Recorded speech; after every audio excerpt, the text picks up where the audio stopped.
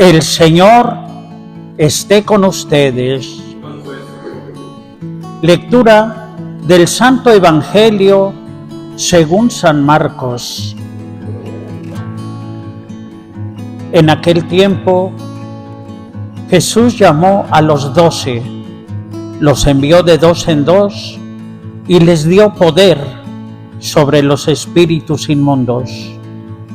Les mandó que no llevaran nada para el camino, ni pan, ni mochila, ni dinero en el cinto, sino únicamente un bastón, sandalias y una sola túnica. Y les dijo: cuando entren en una casa, quédense en ella hasta que se vayan de ese lugar.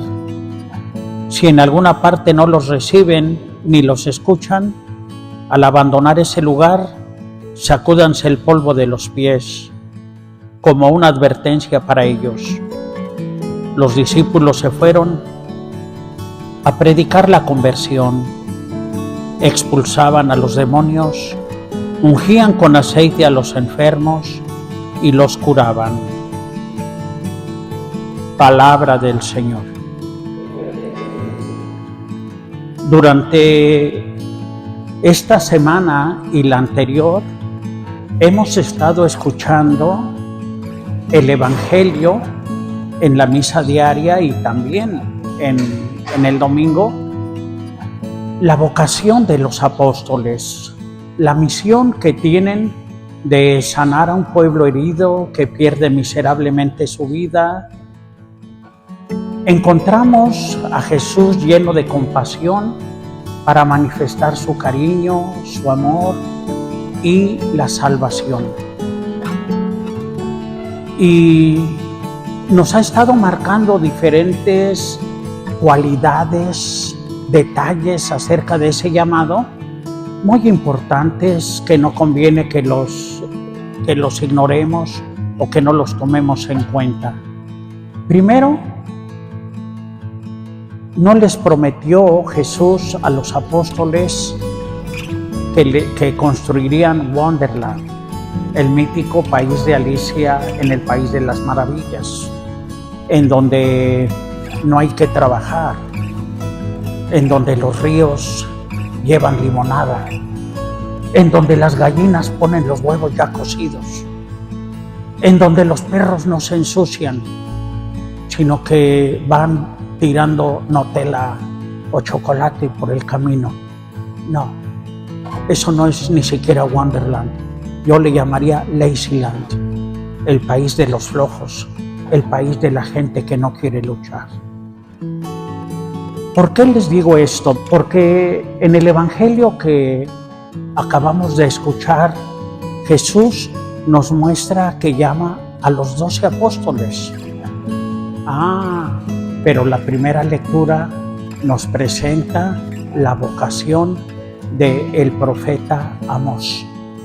Casi siempre creemos que un profeta de Dios es llamado, elegido desde antes de nacer y que así ya nace como profeta. Quizá la vocación de Juan el Bautista, que empieza a profetizar desde el vientre de su madre, cuando se acerca la Santísima Virgen a Isabel, el niño ya está profetizando desde el vientre materno, brincando de gusto y de alegría. Bueno, pues es el mejor ejemplo que nos ha hecho creer esta realidad. Sin embargo, el profeta Amós es llamado de una manera, por así decirlo, entre comillas, tardía, cuando él ya tenía hecha su vida. Y entonces se pone a profetizar. Pero un verdadero profeta como el profeta Amós no es bien recibido. No. Se le puso color de hormiga la vocación y el desarrollo de ese llamado que recibió de Dios. Incluso la primera lectura el día de hoy nos dice que un sacerdote, Amasías, le dice: vete de aquí, lárgate, ya nos tienes hartos, ya nos tienes cansados. Vete. no es bien recibido el profeta Amós.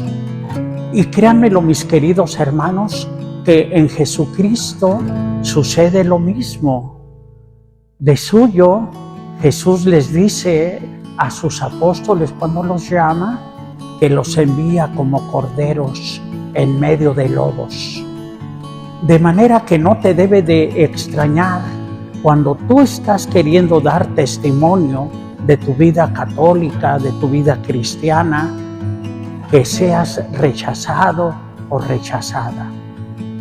Hay un momento en que Jesús dice, los expulsarán de las sinagogas, incluso su madre, incluso sus hijos, y podríamos añadirle sus compañeros de escuela, sus compañeros en la universidad, y por qué no decirlo, sus compañeros en su ministerio, como servidores de la palabra o como ministros de Eucaristía. Yo qué sé, cada quien tiene sus propios amasías que le dicen, lárgate de aquí, vete, no te toleramos, no te aguantamos. Qué triste, pero esa es la realidad. El profeta Amós le dice a Amasías, le dice, estás muy equivocado. Yo no vengo a ti aquí para darte gusto, ni para que tú te sientas halagado. Yo no era profeta, ni tampoco hijo de profeta. Yo era un pastor, yo era un vendedor de higos. Y lo que yo traigo aquí en mi corazón y en mi alma es el llamado del Señor. Fue el Señor el que me llamó de detrás del rebaño y me dijo, ve y profetiza. Creo que aquí todos nos podemos sentir un poquito como el profeta Amós. Cada uno de nosotros, especialmente los que ya han tenido su vida hecha, su trabajo, se encuentran con su propio Amasías. A veces es tu hijo y tu hija. Ay, mamá, regrésate a México, allá sigue tú con tus ideas. Aquí es la moda, vestirse así, hacer esto y lo otro. Pero mi hija, me prometiste que llegarías a las 11. Llegué a las 11, pero sí de la mañana. Me hiciste creer que llegarías a las 11 de la noche y llegaste al día siguiente. Ay, cuántas cosas suceden. De suyo, mis queridos hermanos, esa idea romántica que tenemos del profeta que es llamado desde el vientre de su madre y que se manifiesta, es lo menos frecuente en el Evangelio, en la Sagrada Escritura. Fíjense que todos los 12 apóstoles fueron llamados en época tardía. Cada uno ya tenía su propia ocupación, su propio rol de trabajo. Ahí tenemos los 12 apóstoles, ahí está cada uno con su nombre. Lea la vida de cada uno de estos apóstoles y verá que se identifica uno con ellos. Ahí está Pedro de rodillas ante Jesús. No se puede soslayar, no se puede separar de esa misión profética. No estamos aquí para darle gusto a nadie, ni a Amasías, ni al vecino, sino estamos respondiendo a una vocación que nace de la fe. Estamos respondiéndole a Dios. Fue el Señor el que me llamó de detrás de mi rebaño cuando andaba en mis negocios vendiendo higos y me dijo, ve y profetiza.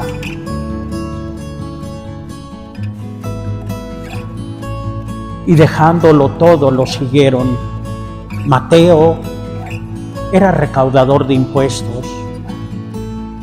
Pedro era pescador. Y cada uno de los apóstoles, alguno era soldado, otro era guerrillero. Yo qué sé, no me acuerdo de cada uno, pero todos ya tenían su rol de vida y aprendieron a descubrir la autenticidad de su ministerio, al que Jesús los estaba llamando. Me encantan estos iconos, por eso ahora estoy haciendo vídeos y poniendo los detalles para que veamos los iconos y el arte de nuestra parroquia. Ya puse el primero, donde salen exactamente los 12 apóstoles y el bautisterio y los santos. Les recomiendo que lo vean para conocer un poquito el arte de nuestra parroquia. Lo que sí es cierto es que a Dios se le da gloria cumpliendo la misión en la que hemos sido llamados. Y no solamente los curas y las monjas tienen vocación de profetas, todos los bautizados hemos recibido esa vocación, somos sacerdotes, profetas y reyes. Ya lo sé que el sacerdocio ministerial es diferente al sacerdocio común que todos tenemos por el bautismo, ya lo sé, pero de alguna manera también somos profetas y también estamos llamados a evangelizar y anunciar y a profetizar la voluntad de Dios. Por eso, qué hermosa la misión de ser pescadores de hombres. Vengan y síganme, y los haré pescadores de hombres. Y no crean que hemos de ser recibidos con aplausos. Vuelvo a repetir la misma realidad. Jesús dice, los envío como corderos en medio de lobos. Pero no podemos parar nuestro caminar y nuestra misión en la vida. Permítanme contarles un cuentito. Creo que ya lo he comentado muchas veces, pero ustedes me perdonarán porque quiero simplemente iluminar un poquito más lo que estoy diciendo. Es la historia o la historieta de un camino, y la gente que quería andar ese camino de ese bosque era tenebroso, era muy espeso y no todos lo podían pasar, porque ahí había unas palmeras, y en lo más alto de una de esas palmeras estaba un changuito, y ese changuito, a todo el que quería pasar por ese camino, agarraba cocos, agarraba un coco y se los aventaba y tenía muy buen tino, hasta que el personaje de nuestra historia iba caminando, se sintió cansado y se acostó a dormir, y el changuito con toda facilidad le aventó un coco y lo lastimó, le pegó. Este hombre se despertó y dice, oh, esto es una señal de que no me debo de dormir en mi camino. Mi papá solía decirnos, camarón que se duerme se lo lleva la corriente. No te duermas, continúa tu camino, continúa. Entonces supo apreciar que lo habían golpeado con un coco y le devolvió una sonrisa y se llevó el coco. El changuito se quedó sorprendido. ¿Cómo era posible que no desistía ese hombre de su caminar y además había sonreído y además se llevaba el coco? Más adelante este caminante se sintió sediento, pues perforó el coco y se bebió el agua. Además el agua de coco es muy sabrosa, está bien cara por cierto, pero está bien sabrosa. Más adelante sintió hambre, partió el coco y se comió la pulpa. Cuando se tiene hambre, qué rico sabe el coco, sobre todo si está tiernito, para nosotros los que ya no tenemos dientes. Más adelante iba sudando y encontró una corriente de agua y decidió con la cáscara del coco hacerse unas bandejitas, unas jícaras para poderse bañar, para poderse asear. Siguió su caminar hasta que llegó a su destino y ahí, con la cáscara del coco, hizo un hermoso joyero. Ahí puso aretes, puso monedas, anillos, todo aquello hermoso y de gran valor que tenía. Le quedó muy bonito su joyero y lo apreció. ¿Y saben qué hizo? Regresó a buscar al changuito y a enseñarle todo el bien que había hecho con aquello que él lo había querido herir, lastimar y detener en su progreso. Y de ese modo hizo lo que el Señor dice: ama incluso a tus enemigos. De ese modo, el profeta Amós podría haberle dicho a Amasías que con aquello que le había hecho y con ese lárgate y con ese a punto de desistir de su camino, había aprendido a defender y amar su vocación y a saber que no estaba ahí para recibir aplausos, sino para cumplir con la misión que Dios le había dado. Yo no era profeta ni un hijo de profeta, yo era simplemente un pastor y vendedor de higos. A mí siempre me ha impactado la vocación del profeta Amós, porque seguramente me lo dije yo muchas veces. Yo no era profeta ni sacerdote, yo era un vendedor de merengues allá en la Ciudad de México. Andaba ya con mi tablita en las calles, merengues, merengues, merengues. Y le doy gracias a Dios porque de ahí pude sacar para hacer mis estudios de la preparatoria. Ya después, cuando me fui al seminario, ya fue otra cosa. Pero así fue como empecé yo mis estudios en la preparatoria. De manera que yo no era profeta ni un hijo de profeta. Yo era un pastor y vendedor de merengues.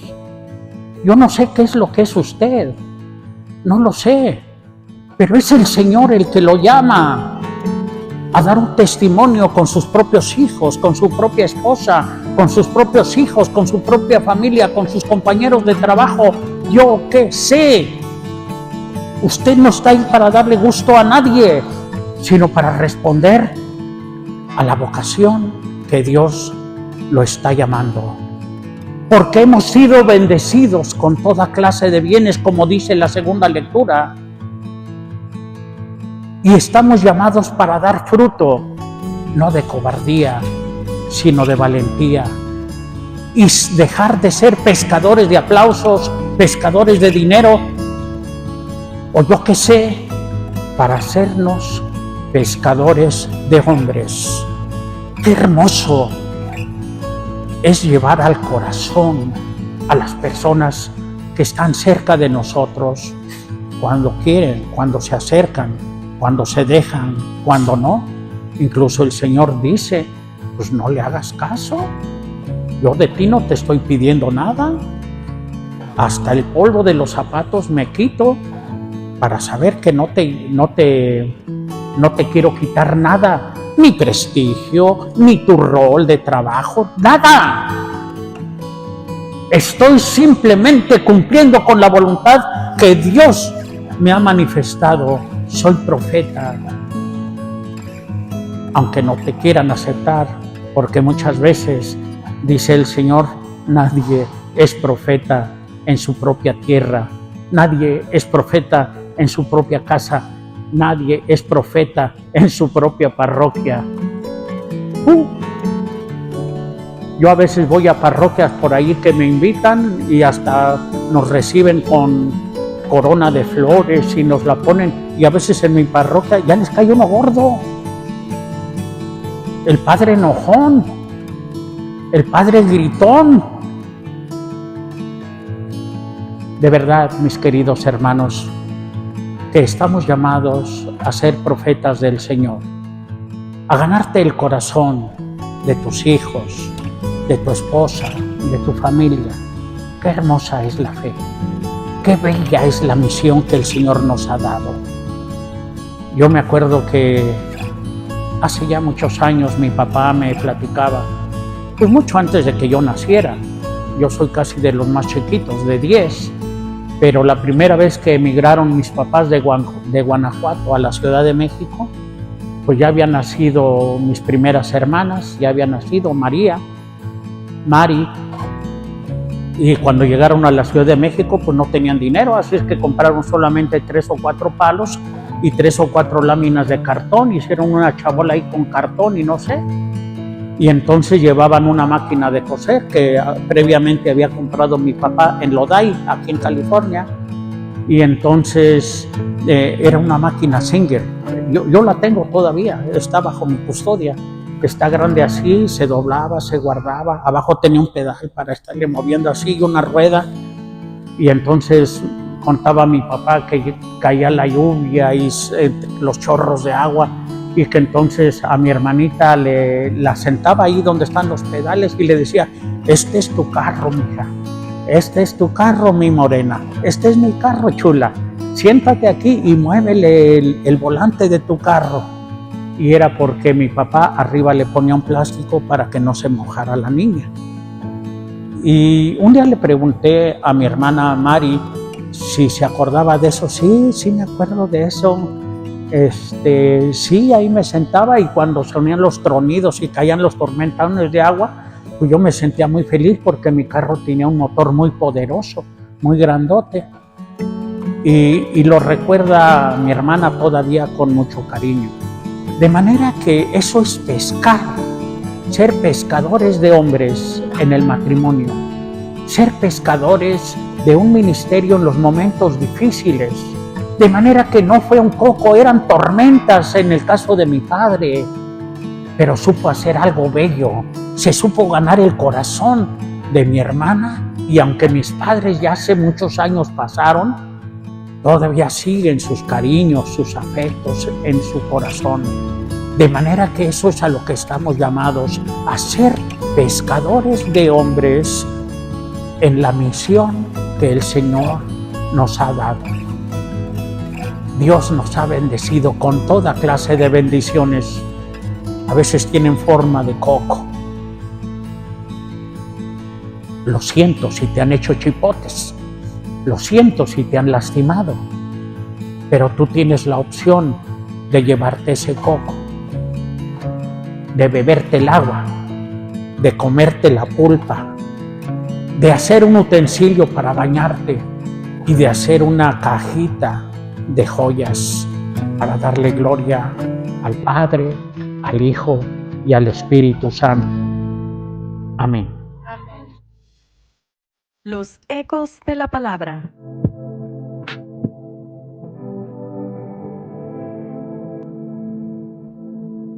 Con el Padre Martín Rodríguez.